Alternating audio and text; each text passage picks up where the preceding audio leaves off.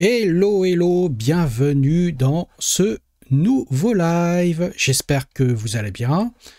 J'espère aussi que vous avez passé une bonne rentrée, une bonne première semaine de reprise, j'ai envie de dire.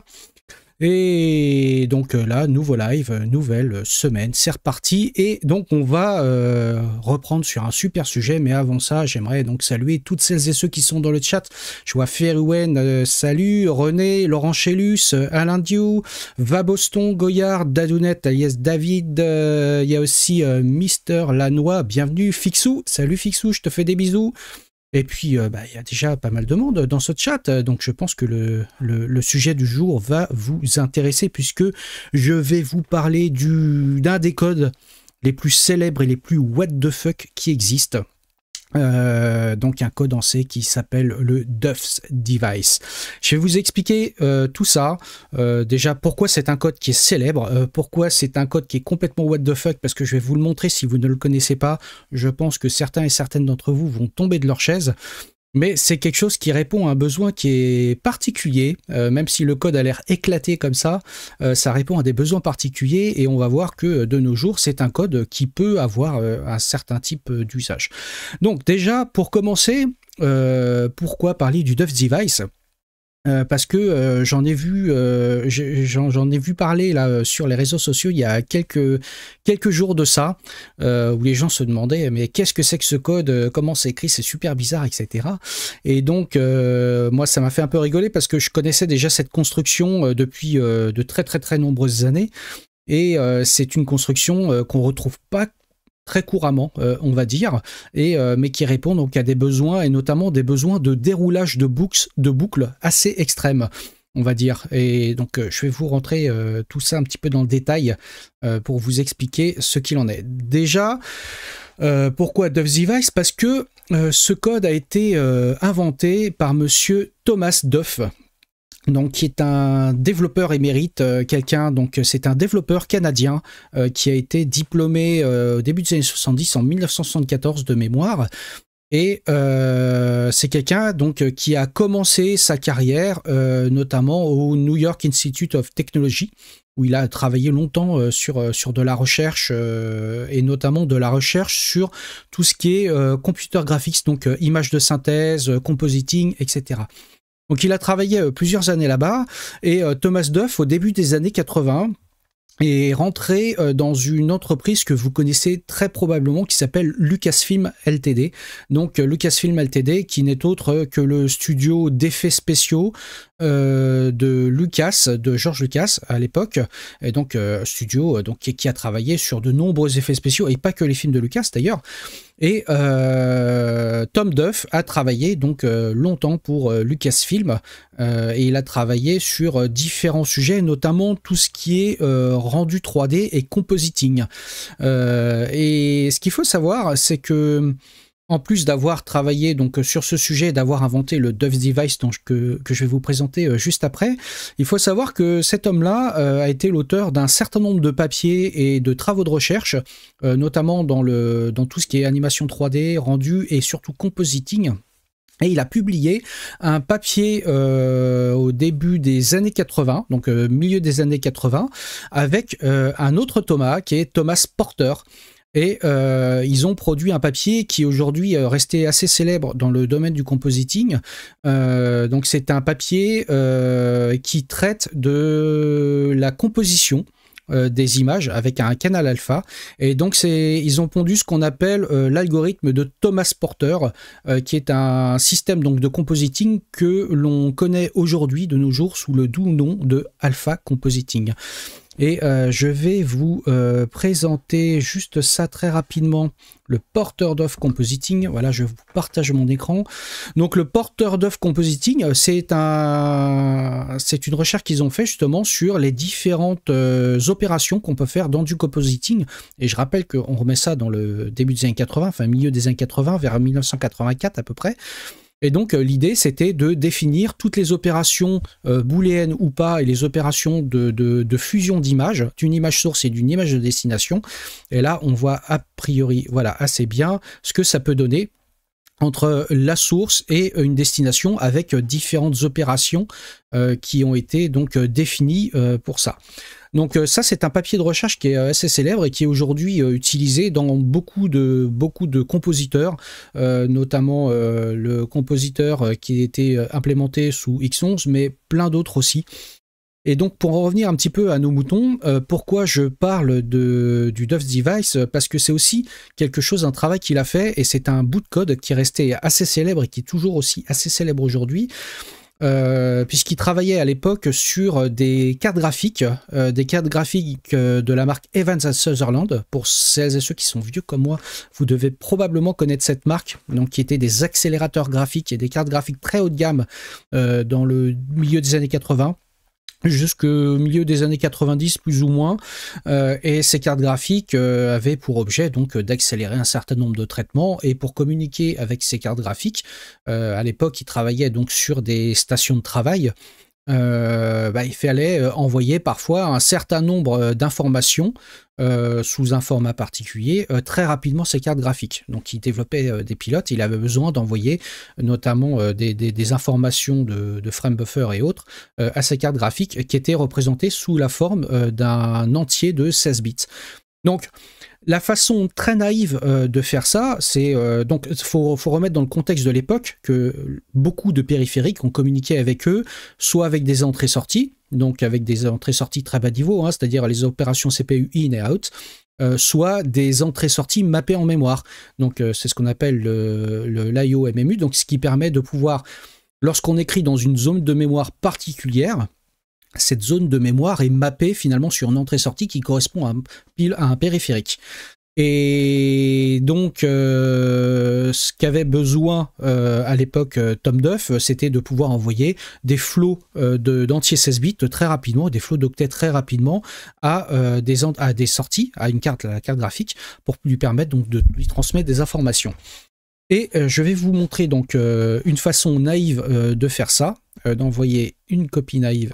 Je vous partage ça à l'écran. Donc, une façon naïve d'envoyer ça, dans notamment des entiers 16 bits à un port mappé en mémoire, c'est de se dire, voilà, si j'ai une source, qui est data ici, voilà, j'ai une destination qui est taguée volatile, puisque c'est une destination qui est mappée en mémoire, dont la valeur peut changer à chaque lecture-écriture. Le volatile va permettre aussi d'informer potentiellement le processeur au travers du compilateur que c'est quelque chose qui peut qui peut changer entre deux lectures et deux écritures, et donc que le processeur ne doit pas faire d'assumption particulière sur le fait qu'il y a telle ou telle valeur en mémoire. N'oublions pas que lui, le processeur considère comme étant ça de la mémoire, or c'est un périphérique. Et si on a un nombre d'objets à envoyer qui est supérieur à 0, on fait simplement une boucle do while en lui disant que la destination est égale à la donnée source, et une fois que j'ai écrit la donnée source dans la destination, j'incrémente le pointeur de donnée source, ici data++. Donc étoile dest égale étoile data++. Donc ça, c'est une façon naïve de le faire. Ce code a l'avantage d'être très simple à comprendre. Par contre, il peut avoir un inconvénient, c'est qu'il peut être assez peu performant. Pour la simple et bonne raison, c'est que chaque fois que vous allez lire un entier donc de 16 bits en mémoire, vous allez donc lire cet entier, vous allez le prendre, vous allez le coller à la destination, et ensuite vous allez vérifier si par exemple il nous en reste encore à copier. Donc ça veut dire que à chaque fois qu'on copie un mot dans la destination, il va falloir qu'on fasse un test, est-ce que j'en ai encore à copier, et de faire un jump pour aller au début de la boucle. Donc ici on va faire ce test, donc si moins compte est supérieur à 0, alors je fais le jump au do et je recommence. Ça a un inconvénient, c'est que à chaque tour de boucle, on est obligé de faire un test et on est obligé de faire un branchement. Alors, si on met ça sur du matériel moderne, c'est moins gênant de nos jours, mais sur du matériel des années 80 ou 90, ce test et ce coût peut avoir des impacts significatifs sur le temps d'exécution de votre code. Pour la simple et bonne raison, c'est que vous allez faire donc une comparaison systématiquement à chaque tour de boucle. Donc, pour un octet ou un mot copié de 16 bits, vous allez faire un test. Donc, vous allez donc finalement multiplier par 2 finalement le nombre d'opérations à effectuer pour chaque mot à copier. Et vous allez aussi mettre le processeur, notamment certains processeurs, dans des conditions telles qu'il va utiliser ces mécanismes de prédiction de branchement, donc il va utiliser certaines parties de son CPU qui vont coûter un petit peu de temps pour pouvoir déterminer est-ce qu'on fait le jump ou est-ce qu'on ne fait pas le jump, sans compter qu'effectivement, chaque fois qu'on teste compte, eh bien évidemment, soit selon ce que le compilateur a fait, soit on va aller tester une valeur qui est déjà en mémoire, soit tester une valeur qui est dans un registre et donc travailler sur ce registre. Donc c'est un code qui est plutôt simple, mais qui est plutôt, je dirais, inefficace. Donc, Thomas Duff, lui, est parti de ce principe en se disant, mais est-ce qu'on n'a pas moyen d'améliorer finalement le rendement par opération, puisque souvent, quand on a besoin de faire une copie en mémoire, ou surtout sur un périphérique qui est mappé en mémoire, le plus souvent, on n'a pas besoin de copier juste un mot. Parfois, on va en copier un certain nombre. Et très souvent, comme on est en informatique, ça va être des puissances de 2. On va avoir besoin de copier 2 mots, 4 mots, 8 mots, 16 mots, etc. Et très souvent, quand on est sur des architectures plutôt 32 bits ou 64 bits, on va avoir tendance, très souvent, d'avoir besoin de copier 8 mots différents à la suite. C'est quelque chose que l'on rencontre assez souvent. On ne va pas rentrer dans le détail du pourquoi, mais très souvent, faire des choses, on va dire, dérouler une boucle, en déroulant 8 choses à la fois, ça permet donc d'accélérer les choses. Donc il s'est dit, il a pondu cette construction qui est assez intéressante, que je vous présente ici tout de suite, le Duff Device. Donc le Duff Device, il fait à peu près la même, il fait d'ailleurs exactement la même chose qu'au-dessus, mais d'une façon très différente. Là, il va tester est-ce que j'ai réellement des mots à copier. Alors pour répondre à Ludo le Pif qui est dans le chat, oui, on parle de C. Là, on fait du C et je vais vous montrer aussi en C++ comment on peut généraliser cet algo. Je vais le faire juste après. Donc merci beaucoup. D'ailleurs, je vois dans le chat qu'il y a eu un raid. Un grand merci Top Clean pour le raid et bienvenue à toutes et à tous. Donc pour celles et ceux qui viennent d'arriver, je parle du Duff Device, donc qui est une construction très particulière de déroulage de boucle. Donc, et je vois que j'ai du spam dans le chat, ça commence à m'agacer. Donc tout ça pour dire que la construction de Duff Device, ça, on va utiliser donc le fait qu'on va avoir souvent besoin d'envoyer beaucoup de mots à la fois et souvent des multiples de 4 ou des multiples de 8. Donc, à l'époque, Tom Duff est parti sur le principe en disant est-ce que je peux pas faire envoyer par groupe de 8 les mots directement à la carte graphique pour faire ce que j'ai à faire. Donc, c'est ce qu'il a fait. Il s'est dit ce que je vais faire, je vais essayer donc d'envoyer par bloc de 8 tous ces mots.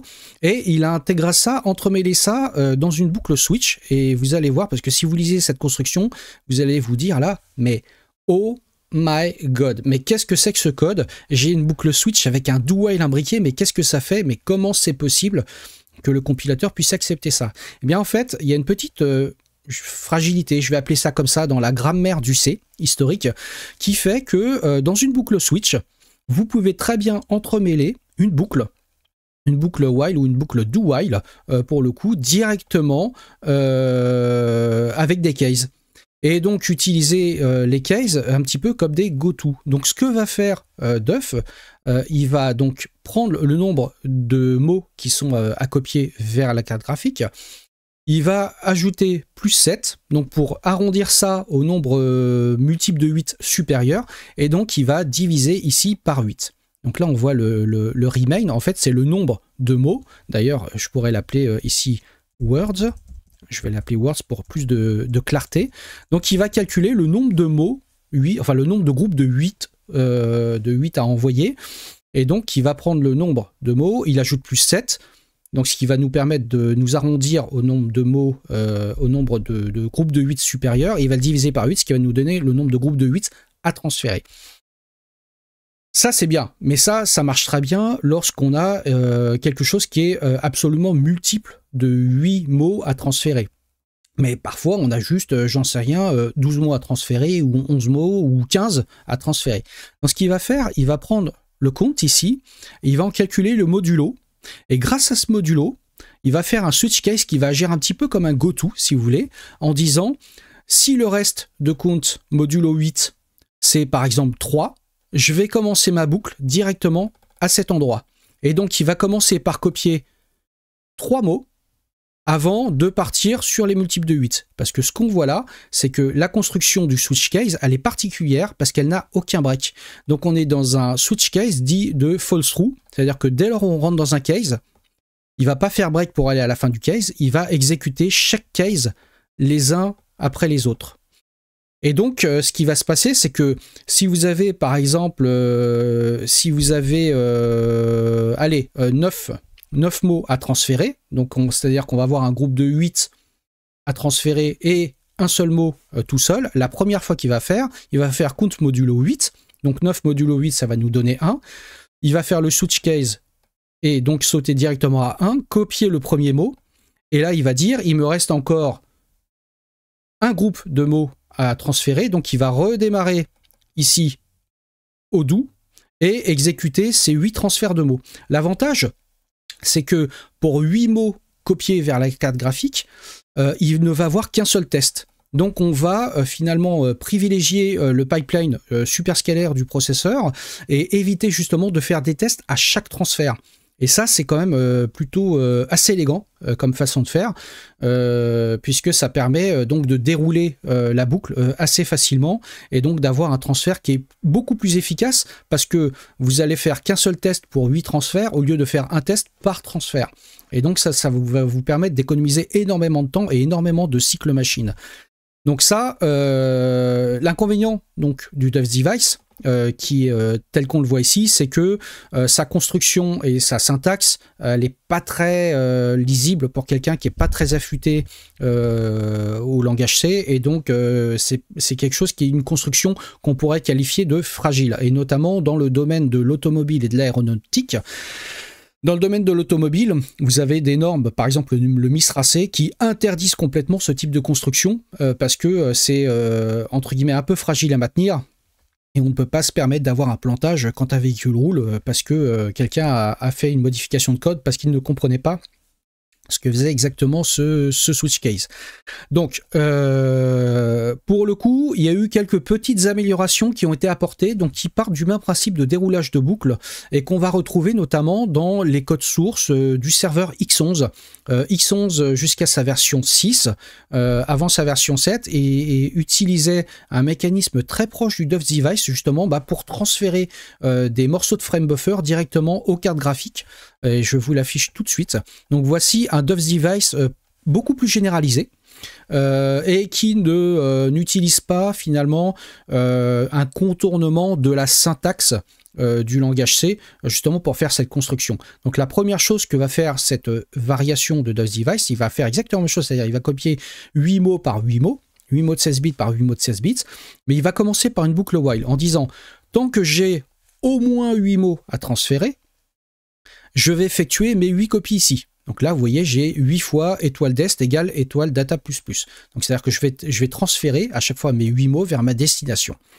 Et une fois que j'ai copié mes 8 mots, je retranche 8 à count.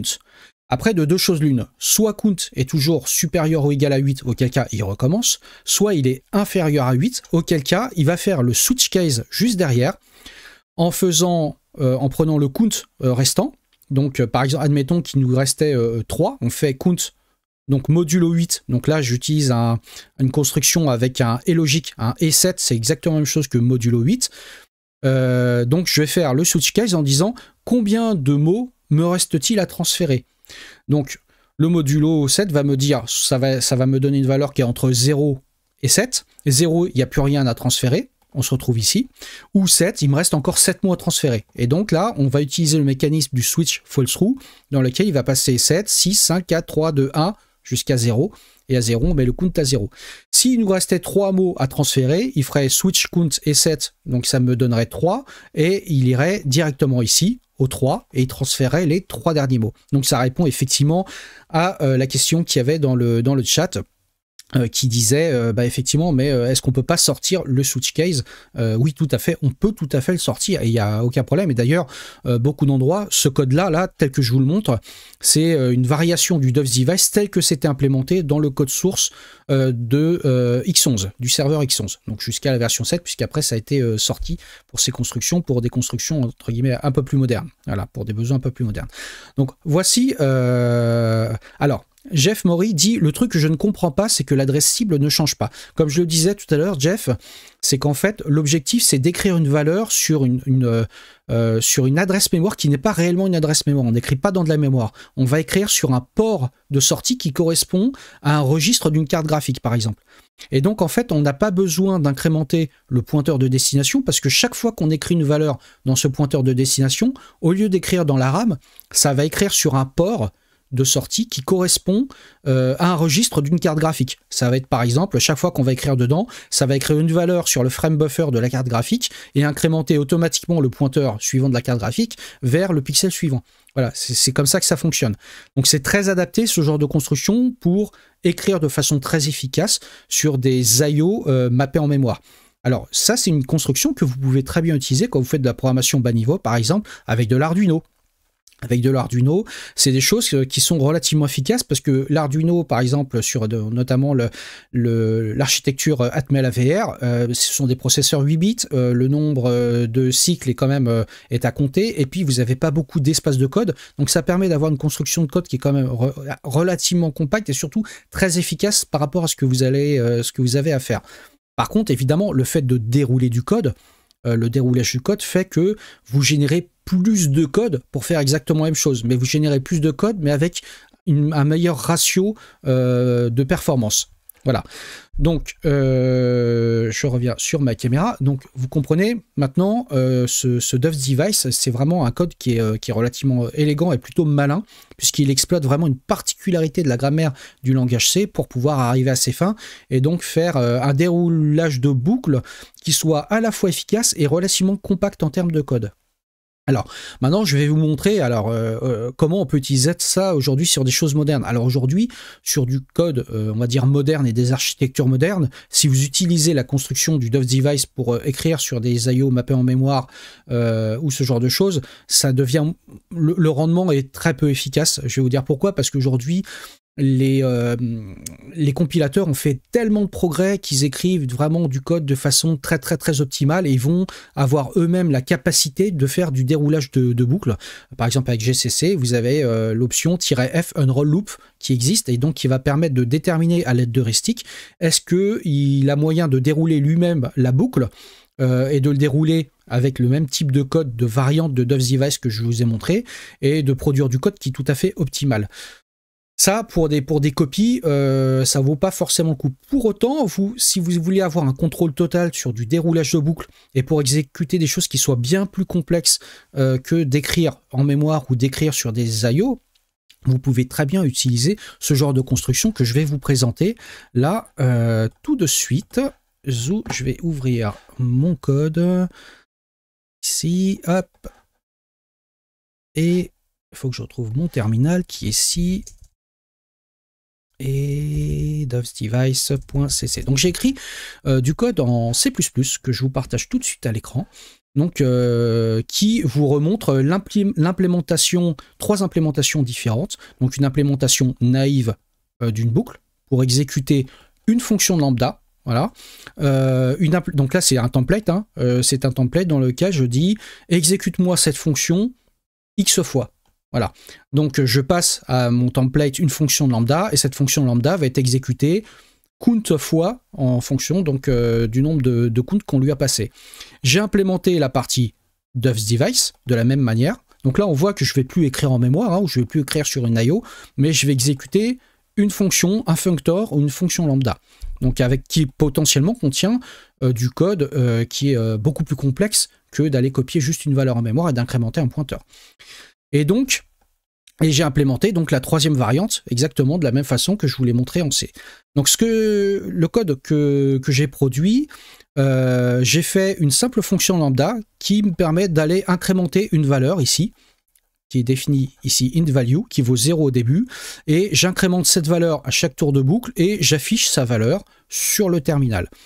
Et donc, j'exécute naive loop, par exemple, ou doves loop, ou etc. Et donc, ça va m'incrémenter cette valeur à chaque tour de boucle. Donc, vous voyez, le code est quand même relativement simple. Pour vous montrer à quel point ça permet d'avoir un contrôle sur le code généré, je vais aller sur quelque chose que j'ai déjà utilisé, que je vous ai déjà montré, c'est Compiler Explorer. Donc si je regarde Compiler Explorer, donc, qui je le rappelle est un outil que vous pouvez utiliser en ligne directement, qui permet d'aller coller votre code C, C++, Go, Rust, etc. et de regarder le code assembleur qui est généré. Et ça, c'est un outil dont je me sers tout le temps, qui permet donc d'avoir, de ne pas faire d'assumption particulière sur ce qui est généré, d'avoir une vraie réponse en fonction du compilateur que vous avez sélectionné et de ce qui est généré. Donc je vais vous montrer sur la partie de code. Hop, on va sélectionner tout ça, sélectionner tout, copier. On va faire CTRL-A, CTRL-V, voilà, donc là ça me génère le code, il compile et voilà. Donc là j'ai demandé à Compiler Explorer de me générer le code en disant montre-moi le code assembleur qui correspond à naive loop, donc je le rappelle qui naive loop ici est juste une boucle très simple et qui appelle n fois ma fonction lambda que je lui passe, donc ici n fois increment de value.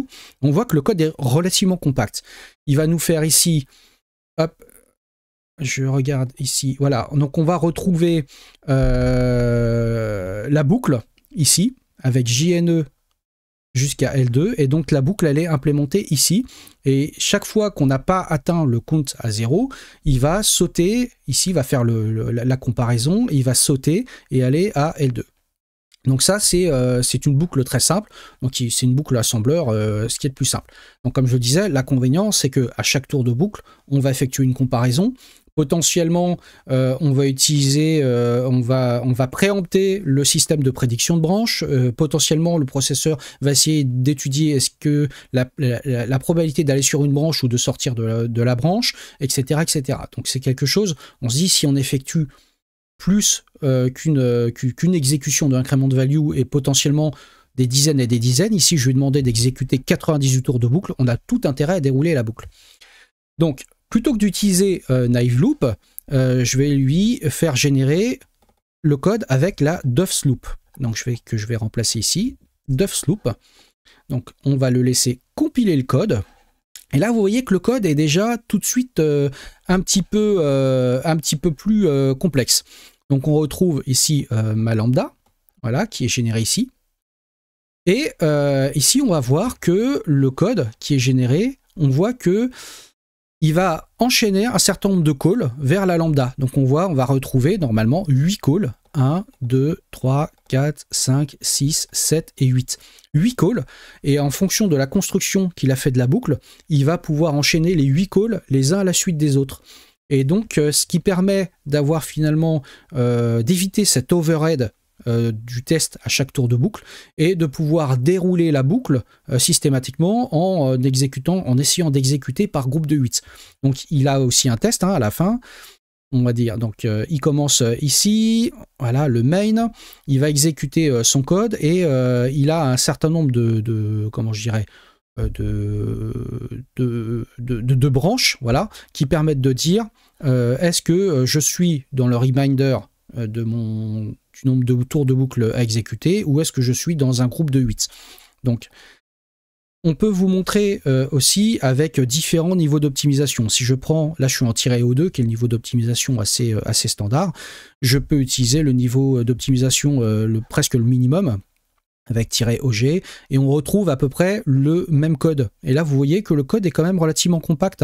On retrouve bien nos 8 calls les uns à la suite des autres. Donc là, il va simuler, il va faire un switch et jumper au bon endroit du switch jusqu'à arriver au dernier switch. Donc jusqu'à arriver à la fois à l'endroit où il va faire son test de savoir est-ce qu'il y a encore des tours de boucle à exécuter. Donc là, on retrouve bien finalement notre déroulage de boucle, et quel que soit le niveau d'optimisation qu'on a demandé au compilateur. C'est-à-dire qu'en fait, si on veut s'assurer que le compilateur déroule complètement une boucle, sans avoir nous-mêmes à écrire finalement, je dirais, du code 8 fois d'affilée, on peut très bien le faire, comme je l'ai montré ici, avec un template qui prend en paramètre une lambda, donc qui va exécuter une lambda, et donc dérouler le code, quel que soit le niveau d'optimisation. C'est-à-dire que là, par exemple, si je prends l'implémentation naïve, ça va être charge au compilateur de déterminer s'il peut dérouler ou pas la boucle et le nombre de tours de boucle qu'il peut le dérouler pour un niveau d'optimisation que lui considère le plus judicieux. Là, on peut nous assurer que ce qu'on va dérouler, ça va être systématiquement déroulé, quel que soit le niveau d'optimisation qui est demandé au compilateur, et globalement à peu près correctement.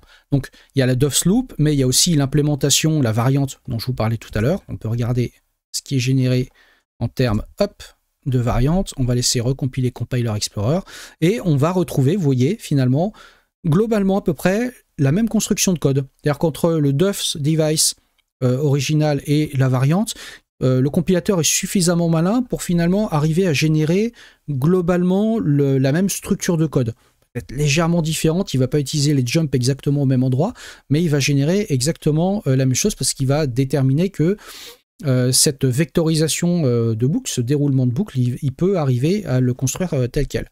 Donc, vous voyez que finalement, ça peut être très efficace, et notamment pour des opérations qui sont répétées plusieurs milliers, voire plusieurs millions de fois à chaque fois qu'on appelle une fonction. Là, j'utilise une bête fonction main, hein, mais ça pourrait être un algorithme un peu plus poussé dans un code, par exemple dans un moteur de jeu, dans un émulateur, par exemple. Quand j'écris beaucoup d'émulateurs. Et donc, ce sont des constructions de code, le déroulage de boucle, que j'ai beaucoup utilisé justement pour gratter des cycles CPU, pour gratter des cycles CPU à chaque tour de boucle, puisque on va finalement dire au processeur exécute de façon très linéaire tout ce code, et ensuite on va exécuter un test une fois de temps en temps en fonction du nombre de tours de boucle que l'on a à faire. Voilà, donc ça c'était à peu près ce que je voulais vous montrer sur ce sujet. Alors aujourd'hui, est-ce que le Doves Device est quelque chose qui est encore utilisé ou pas? Comme je vous le disais, c'est très rarement utilisé aujourd'hui parce que la construction est fragile dans le sens difficilement maintenable, et donc il y a beaucoup de développeurs qui sont pas très affûtés à ce genre de construction, et donc ça peut être error prone, donc générer potentiellement des bugs. Et le fait est que nos compilateurs ont quand même, comme je le disais, beaucoup évolué. Vous le voyez avec Compiler Explorer, qui permettent de générer un code qui est extrêmement compact, y compris avec une boucle implémentée de façon naïve, parce que le compilateur maintenant a suffisamment d'intelligence pour savoir dérouler correctement les boucles en fonction de l'architecture cible et de ce qu'il y a à faire. Il va inliner le code ou pas, générer les tables de jump de façon relativement optimale. Donc sur des niveaux d'optimisation assez élevés, certains compilateurs arrivent à générer des choses qui sont presque aussi intéressantes que du code qui a été déroulé manuellement avec ce genre de technique. Mais je vais vous partager ça aussi à l'écran. J'ai trouvé un article qui date de 2021 que j'ai trouvé assez intéressant, qui explique est-ce que le Doves Device est encore utilisable, et est-ce qu'il a un intérêt à être utilisé en 2021. Donc là, c'est un article qui date il y a quand même quelques temps, mais qui est intéressant parce qu'il reprend aussi un petit peu ce que je vous ai présenté, une approche naïve, comment dérouler une boucle à la main, et ensuite la façon de dérouler une boucle avec un Doves Device like. Et ce qui est intéressant, je vous partagerai les liens évidemment dans le replay qui sera cet après-midi sur la chaîne YouTube. Il y a un certain nombre de mesures qu'il a effectuées, que je ne vous ai pas présentées là parce que par manque de temps, mais il a effectué des mesures qui sont assez intéressantes et assez représentatives, et en fonction de ce qu'on implémente dans un Doves Device, par exemple une simple recopie mémoire ou un simple output sur un device mappé en mémoire, sa conclusion c'est globalement que le gain il est infinitésimal.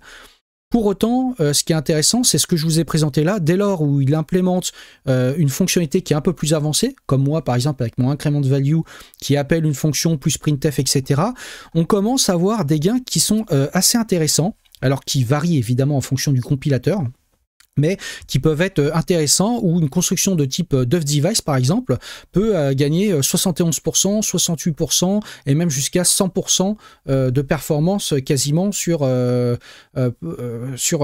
l'implémentation. Et ça, c'est vraiment intéressant parce que donc vous pouvez avoir un code qui consomme moitié moins de temps parce que la construction du Doves Device permet d'effectuer un certain nombre d'optimisations et de forcer finalement le compilateur d'optimiser ce que lui sait bien faire. Voilà. C'est intéressant parce qu'il a testé ça avec plusieurs versions de compilateurs, GCC et CLang, et plusieurs versions du même compilateur. Donc il a utilisé à certains endroits différentes versions de GCC. Bah là, il présente que des tableaux entre CLang 12 et GCC 13. Et pour avoir fait aussi moi-même ce benchmark, quand vous regardez avec Compiler Explorer le code qui est généré entre GCC et LLVM, donc CLang, vous pouvez voir des différences d'approche qui sont assez importantes. Et je dois avouer, j'en avais déjà parlé dans ces lives il y a quelques temps déjà, que CLang est un excellent compilateur, mais sur certaines optimisations, notamment le déroulage des boucles et certaines optimisations un peu sévères du code, GCC est quand même souvent assez loin devant. Il a un système donc de vectorisation de boucles, de déroulement de boucles, de réutilisation, d'expression globale, etc., qui est beaucoup plus poussé que LLVM, même si LLVM, je le dis, hein, reste un compilateur d'excellente facture et un très très bon compromis par rapport à GCC. Voilà. Donc, voilà le sujet dont je voulais vous parler aujourd'hui. J'espère que vous en avez pris un petit peu plus sur le Doves Device, donc ce que c'est, à quoi ça sert. Sachez que moi je trouve que cette construction de code est en même temps effrayante et en même temps élégante. Élégante parce que il fallait trouver quand même cette idée de détourner un petit peu la syntaxe du C et tomber finalement dans les moindres recoins de la syntaxe du C pour arriver à sortir un code qui est extrêmement compact et très efficace, et un peu effrayante parce que effectivement on peut vite arriver sur un code comme ça et se dire mais qu'est-ce que ça fait? C'est-à-dire avant la première fois de comprendre ce que ça fait, je dois vous assurer que la première fois que j'ai vu un Doves Device, ça remonte à il y a longtemps, hein, ça doit remonter peut-être il y a une trentaine d'années, je me suis dit mais qu'est-ce que fait ce code? Mais qu'est-ce que c'est que ce bin? Il m'a fallu quand même un certain temps pour arriver à comprendre finalement la logique et finalement faire l'acquisition de cette logique dans mon cerveau. Maintenant, quand je vois quelque chose qui ressemble à du Doves Device, je me dis hey, Doves Device, eh ben oui, c'est évident. Donc, mais voilà, donc ça reste un code qui est quand même assez historique, qui est utilisé encore à certains endroits, qu'on peut retrouver à certains endroits, notamment dans du code qui peut être aussi assez ancien, mais si vous voyez ça, c'est pas juste quelqu'un qui a écrit un code n'importe comment, c'est que derrière, il y a un véritable enjeu d'optimisation et donc de gratter du temps machine et de la performance voilà, sur une boucle particulière. Voilà. Donc Ludolpif dit dans Linux, c'est un tas d'implémentations en assembleur par architecture pour faire des versions stablement performantes. Oui, absolument. Pour autant, juste pour digresser un petit peu sur ce sujet, ce qu'il faut savoir, c'est qu'il y a de moins en moins de code assembleur dans le noyau Linux. Hein. C'était aussi une volonté de Linus Torvald et il encourage énormément les développeurs du noyau à mettre de moins en moins de code assembleur. Il y a surtout l'année dernière, il y a une grosse campagne de réécriture de code assembleur en C parce qu'aujourd'hui, avec la performance des compilateurs que nous avons, mais vraiment, performance en termes d'analyse et de code généré, finalement, le gain qu'il y avait était quasiment infinitésimal sur certains codes, et on va pas se mentir, il est plus simple de maintenir du code écrit une fois pour toutes, écrit en C, ou d'ailleurs dans n'importe quel langage, hein, je dirais, que de maintenir toute une palanquée de versions qui correspondent à des architectures et des assembleurs différents qui potentiellement peuvent être buggés, tout ça avec finalement des différences de performance qui sont globalement infinitésimales sur les architectures modernes aujourd'hui, hein, j'entends, sur les architectures modernes. Voilà.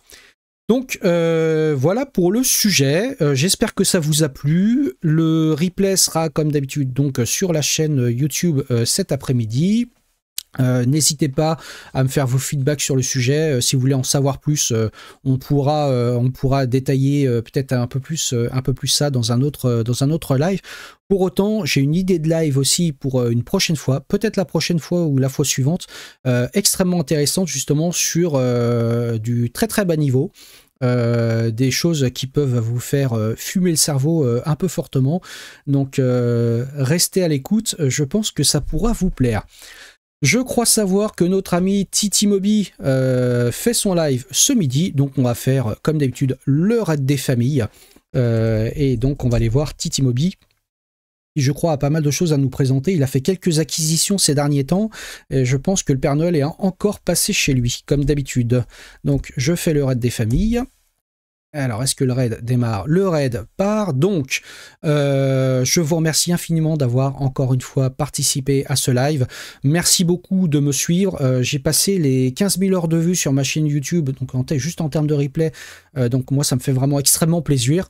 Donc, continuez à être fidèle et puis n'hésitez pas à me solliciter, à m'envoyer des idées de sujets qui pourraient vous intéresser. Si je sais les traiter, ce sera avec grand plaisir. Et là, on part tout de suite chez l'ami Thierry. Je vous fais des bisous et à la semaine prochaine. Bye bye!